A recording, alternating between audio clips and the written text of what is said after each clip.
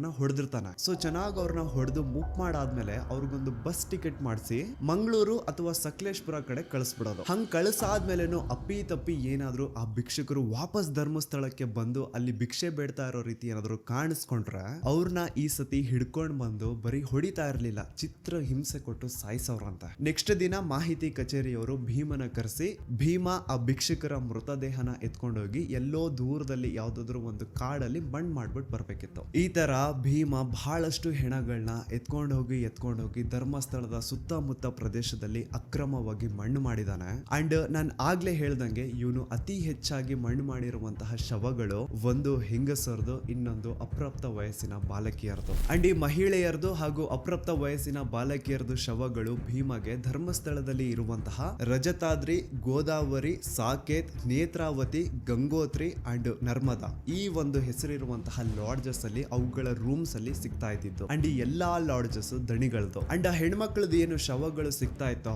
ಅವ್ರ ಮೈ ಮೇಲೆ ಪ್ರಾಪರ್ ಬಟ್ಟೆಗಳು ಇರ್ತಾ ಇರ್ಲಿಲ್ಲ. ಪ್ರತಿ ಒಂದು ಕೇಸಲ್ಲಿ ಅವ್ರ ಇನ್ನರ್ ವೇರ್ಸ್ ಮಿಸ್ಸಿಂಗ್ ಇರೋದು. ಅಂಡ್ ಅವ್ರ ಮೈ ಮೇಲೆ ಆಗಿರುವಂತಹ ಗಾಯಗಳು, ಅವ್ರ ತುಟಿನ ಕಚ್ಚಿರುವಂತಹ ರೀತಿ ಅದೆಲ್ಲಾನು ಕ್ಲಿಯರ್ ಆಗಿ ಹೇಳ್ತಾ ಇರುತ್ತೆ ಅವ್ರ ಜೊತೆ ಇದೆ ಅಂತ. ಇಷ್ಟೆಲ್ಲ ಕಣ್ಣು ಮುಂದೆ ನಡೀತಾ ಇದ್ರು ಲೋಕಲ್ ಪೊಲೀಸ್ ಅವರಲ್ಲಿ ಒಬ್ರು ಆರೋಪಿನ ಹಿಡಿಯುವಂತಹ ಏನು ಪ್ರಯತ್ನ ಮಾಡ್ತಿದ್ದಿಲ್ಲ ಅಂತ. ಈವನ್ ಸಿಗುವಂತಹ ಡೆಡ್ ಬಾಡೀಸ್ ನ ಸಹವಾಸಕ್ಕೆ ಪೊಲೀಸ್ ಅವ್ರು ಹೋಗ್ತಿದ್ದಿಲ್ಲ. ಸೊ ಯಾಕೆ ಅಲ್ಲಿನ ಪೊಲೀಸ್ ಅವ್ರಿಗೆ ಯಾರ್ದು ಅಂತ ಭಯ ಇತ್ತು. ಅಂಡ್ ನಾನು ಸೌಜನ್ಯ ಕೇಸ್ ಬಗ್ಗೆ ಮೊದಲನೇ ವಿಡಿಯೋ ಮಾಡಿದಾಗ ಅದರಲ್ಲಿ ನಾರಾಯಣ ಹಾಗೂ ಅವ್ರ ತಂಗಿ ಯಮುನಾನ ಬ್ರೂಟ್ ಮರ್ಡರ್ ಕೇಸ್ ಬಗ್ಗೆ ಹೇಳಿದ್ದೆ ಗೊತ್ತಾ. ಆನೆ ಮಾವುತ ನಾರಾಯಣ ಹಾಗೂ ಅವ್ರ ತಂಗಿ ಯಮುನಾ ಬಗ್ಗೆ ಕೇಳಿದಾಗ ಇವ್ರು ಕೆಲವೊಂದು ಹೊಸ ವಿಷಯ ಹೇಳ್ತಾರೆ. ಅದೇನಂತಂದ್ರೆ ನಾರಾಯಣ ಅವರು ಪಾಪ ಶ್ರೀ ಮಂಜುನಾಥ ಸ್ವಾಮಿ ದೇವಸ್ಥಾನದ ಎದುರುಗಡೆ ಇರುವಂತಹ ಅಶ್ವತ್ ಕಟ್ಟೆಗೆ ಡೈಲಿ ನಮಸ್ಕಾರ ಹಾಕ್ಲಿಕ್ಕೆ ಅಂತ ಬರೋರಂತೆ. ಅಂಡ್ ಅವ್ರ ಆತರ ಬಂದಾಗ ಈ ಟೆಂಪಲ್ ಮ್ಯಾನೇಜ್ಮೆಂಟ್ ಅವರು ಭೀಮಾ ಅಂತಹ